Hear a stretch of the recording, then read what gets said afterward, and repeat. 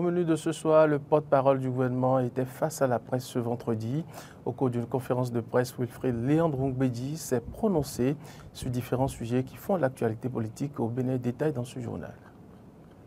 Et puis l'école primaire publique des localités d'Agbagoulé et Kpakpa dans la commune de Dassazoume dispose de nouveaux modules de classe, ceci grâce à l'ONG Action Solidarité et ses partenaires. Nous en parlerons dans un court instant. En Afrique du Sud, c'est la fin de l'opération de secours à la mine. 118 corps et 246 mineurs clandestins extraits. Voilà pour les titres.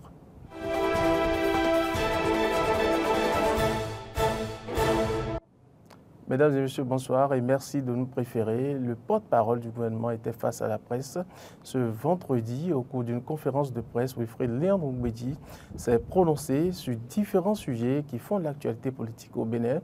Au nombre de ces sujets, il y a la rumeur sur un supposé coup d'État au Bénin et la question d'un troisième mandat du président Patrice Talon. Le secrétaire général adjoint et porte-parole du gouvernement n'est pas allé par quatre chemins pour démentir le supposé coup d'État opéré par l'armée béninoise contre le régime du président Patrice Talon. Ce démenti du porte-parole du gouvernement intervient après des publications devenues virales depuis la mi-journée du jeudi 16 janvier. Je viens de la présidence de la République. Le pays, le Bénin, notre Bénin, est loin des sirènes apocalyptiques que certaines usines, certaines officines s'emploient à faire résonner autour de lui. Bien entendu, tout n'est pas encore rose au Bénin, comme nulle part ailleurs dans le monde. Et ça n'est pas parce que nous réussissons globalement bien par rapport à d'autres que cela va susciter autant de jalousie au point d'amener les gens à prêcher ce qui n'est pas, à souhaiter que se déroule ici une certaine apocalypse. Donc dites-leur que le Bénin il est en place, que le président Patrice Talon il est là, son mandat finit dans 16 mois. La question d'un troisième mandat du président Patrice Talon qui a refait surface après le TOFA 2025 a été également abordée au cours de la conférence de presse. À ce niveau aussi, Wilfried Léandre-Ngbédi, en qualité de serviteur de la République, rassure que le chef de l'État ne prolongera pas son mandat d'un seul jour. Il faut distinguer les domaines. Laissez le FA aux spécialistes du FA. Et pour nous qui sommes en situation de serviteurs aujourd'hui de la République, permettez-nous de parler sur la base des tests qui régissent notre pays, qui fondent notre vivre ensemble. Et sur la base de ces tests-là, s'il était encore besoin de vous rassurer, rien n'a changé. La Constitution qui interdit à un président de la République au Bénin de faire plus de 2 mandats de sa vie, cette Constitution, elle est toujours en vigueur. Le président Talon n'a aucune envie de prolonger d'un jour son bail à la tête du pays. Il n'a aucune envie de tripatouiller la Constitution pour se maintenir. Le porte-parole du gouvernement n'a pas manqué d'appeler les professionnels des médias à participer à la déconstruction des manipulations de la réalité au Bénin. Le ministre béninois des Affaires étrangères, Olusegun Djadi Bakari, a rencontré mercredi Cheikh Mohammed bin Abdurrahman bin Jassim Al Thani, Premier ministre et ministre des Affaires étrangères du Qatar, au palais princier de Doha. Le Bénin renforce ses liens de coopération avec le Qatar. Aux preuves, le chef de la diplomatie béninoise, Cheikh Bakari, a été reçu mercredi par son homologue Cheikh Mohammed Al Thani du Qatar. Le ministre béninois des Affaires étrangères et Cheikh Mohammed Al Thani se sont entretenus sur des sujets relatifs à la coopération bilatérale entre le Bénin et le Qatar. En effet, l'accent a été mis sur la consolidation des partenaires économiques, notamment dans les secteurs du commerce et des investissements, où le Qatar a exprimé son intérêt pour de nouvelles opportunités au Bénin.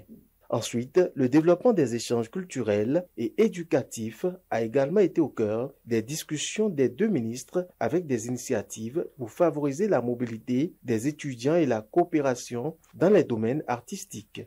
Les deux parties ont aussi évoqué des questions de sécurité régionale, un point crucial pour le Bénin, particulièrement face aux défis sécuritaires en Afrique de l'Ouest. Le Qatar, qui joue un rôle stratégique dans la diplomatie régionale, a réaffirmé son soutien au Bénin dans ses efforts pour garantir la stabilité dans la sous-région.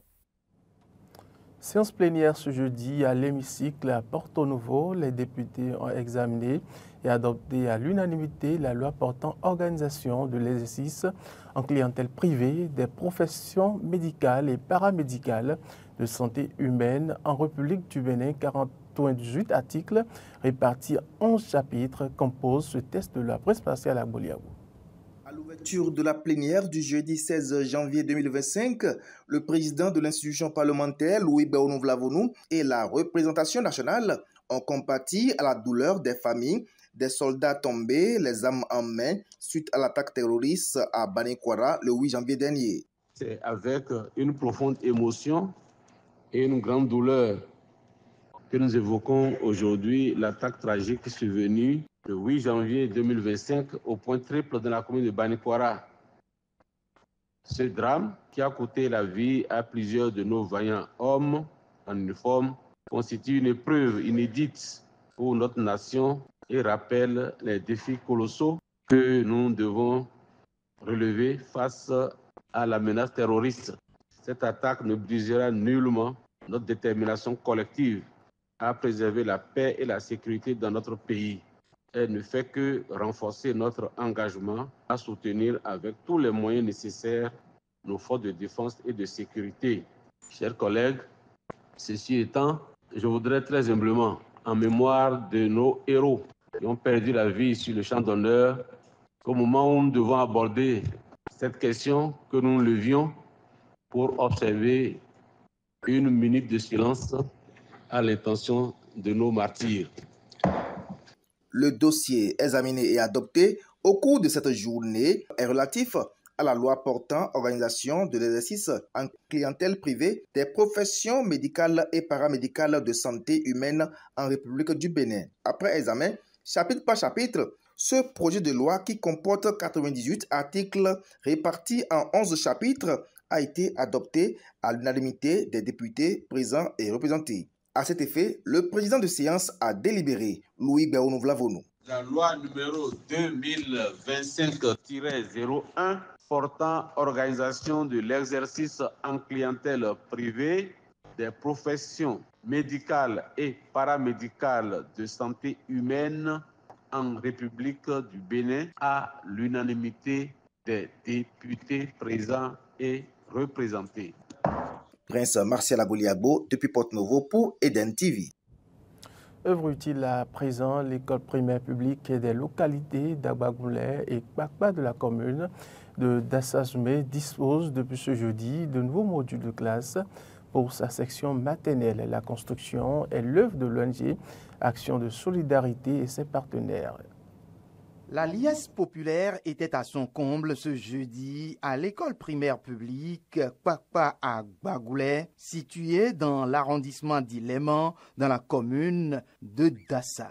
Et pour cause, l'école procède à l'inauguration et la réception d'un module de 2 salles de classe, plus direction, d'un aire de jeu, d'un poste de latrine avec 4 cabines et bien d'autres. Tout ceci grâce à l'ONG Action de Solidarité. Cette réalisation n'est pas seulement un nouveau lieu d'enseignement pour nos enfants, mais un nouveau sanctuaire de connaissance pour leur instruction et leur épanouissement. En global, cette réalisation a une valeur de 31 225 290 francs CFA.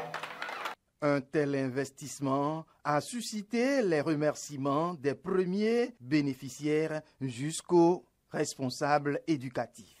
Tous ces joyeux qui va améliorer les conditions de travail. C'est un honneur pour moi de prendre la parole ce jour 16 janvier 2025 pour accueillir l'ONG Action de Solidarité qui vient de réaliser la construction d'un module de 2 salles de classe et d'une direction pour accompagner l'école maternelle Kpakpa à Agbagoulé. Et nous avons souvent dit qu'un esprit saint doit être dans un corps saint. Et dans un corps saint, c'est dans un local tel que c'est fait, tel que c'est joli. J'ai envie d'aller encore à l'école. Au-delà de ces remerciements, les responsables de la commune de Dassa tentent de prendre un engagement. Ce joyau que nous avons à notre disposition va abriter nos enfants, nos petits-enfants. Et ce qui nous revient, c'est de leur garantir la sécurité. Je vais essayer de défendre cela, de parler de cela, de reverser tout cela au conseil communal pour qu'on puisse sécuriser ce périmètre à travers une clôture. Un engagement, c'est toujours bien, mais il est encore mieux quand c'est respecté. Hens Théo Kemmerling, responsable de l'une des structures partenaires de Action de solidarité, va profiter de l'occasion pour rappeler que les communes bénéficiaires doivent donner leur participation. Je suis très occupé par les actions de solidarité. Ils ont certes des contrats avec les communes en l'ont construit, qui disent que pour le bâtiment achevé, un paiement est effectué en action de solidarité. Malheureusement, je dois constater que les responsables des communes ne prennent pas cela très au sérieux. Parlant de partenaires, un couple allemand a offert des chaisettes à plusieurs écoles, dont l'école maternelle Kwakwa à Gbagoulé. Il a aussi fait don des équipements informatiques à certains établissements secondaires d'Abomey-Calavi. Les populations sorties nombreuses ont chanté et dansé pendant une bonne partie de la soirée en guise de satisfaction et de remerciement à l'endroit de leur bienfaiteur, l'ONG Action de solidarité. Dans une déclaration solennelle, l'ancien président de la République, Nicéphore Dieudonné Soglo, a exprimé sa profonde douleur suite à l'attaque terroriste survenue au nord du Bénin, une attaque qui a coûté la vie à 28 soldats. Il appelle à la solidarité nationale, au renforcement des capacités militaires et à la vigilance des populations face à la menace djihadiste. Et puis la Fondation Malek Rossou a organisé jeudi une conférence de presse suite aux attaques terroristes meurtrières contre les forces armées béninoises. Elle a rendu hommage aux soldats tués et prié pour que de pareils événements ne se reproduisent au Bénin. Clémence Tonokwa. Une semaine après l'attaque terroriste survenue au nord du Bénin, à la frontière avec le Burkina Faso et le Niger, la Fondation Malek Rossou compatit à la douleur des familles endeuillées. Conformément à sa principale mission, celle de prôner la paix, l'amour et le développement, la Fondation a donné de la voix pour fustiger l'attaque du 8 janvier et présenter ses condoléances aux familles éplorées. Nous présentons nos condoléances attristées aux familles éplorées suite aux tragiques attaques survenues le 8 janvier dans la zone du Point Triple au nord du Bénin et qui a coûté la vie aux vaillants éléments des forces de défense et de sécurité dans l'exercice de leur noble mission. Nous condamnons fermement toute forme de terrorisme attribuée aux djihadistes et réaffirmons notre solidarité aux familles éplorées et à la population confrontée à cette violence insensée. La Fondation Malek Rossou s'est également insurgée contre des propos véhiculés dans l'opinion publique faisant état de ce que les événements malheureux survenus au Bénin ces derniers temps sont liés à l'organisation des Vodou Days et que l'islam est la base du terrorisme. Attribuer des catastrophes naturelles ou des événements tragiques à des pratiques religieuses spécifiques est un sophisme qui a trop souvent servi à justifier des discriminations. Il est crucial de rejeter avec force ce genre de propos infondés qui tentent à diviser et à diaboliser une population et cette tradition. Les incidents, les accidents, les incendies se passent partout. Mais Dieu sait pourquoi. On ne va pas attribuer ça à telle ou telle religion ou à tel ou tel événement. On met les djihadistes sur la tête de l'islam. Alors l'islam c'est quoi? La paix, la réconciliation, le pardon, l'amour du prochain, la paix dans les foyers. Pour éviter à l'avenir des attaques aussi meurtrières, des propositions ont été faites. Il s'agit entre autres du renforcement de la coopération entre le Bénin et ses voisins, le Burkina Faso et le Niger, puis l'appel à une franche collaboration entre populations et forces de sécurité. Nous profitons de votre micro pour demander à tous les musulmans et les non-musulmans qui sont là-bas de dénoncer les hommes suspects. Il faut les dénoncer. Comme je le dis, ils n'ont pas de couleur. Donc il s'agit de dire, ah, celui-là, il n'a pas l'habitude de venir dans le quartier, il n'a pas l'habitude de prier dans la mosquée, et on le voit. Il faut les dénoncer. Et ça que la Fondation vous demande. C'est un appel en direction de tous les présidents des imams du Bénin, de toutes les 77 communes. Le collège des imams, mobilisé pour la circonstance, a ensuite prié le Tout-Puissant Allah pour la paix au Bénin.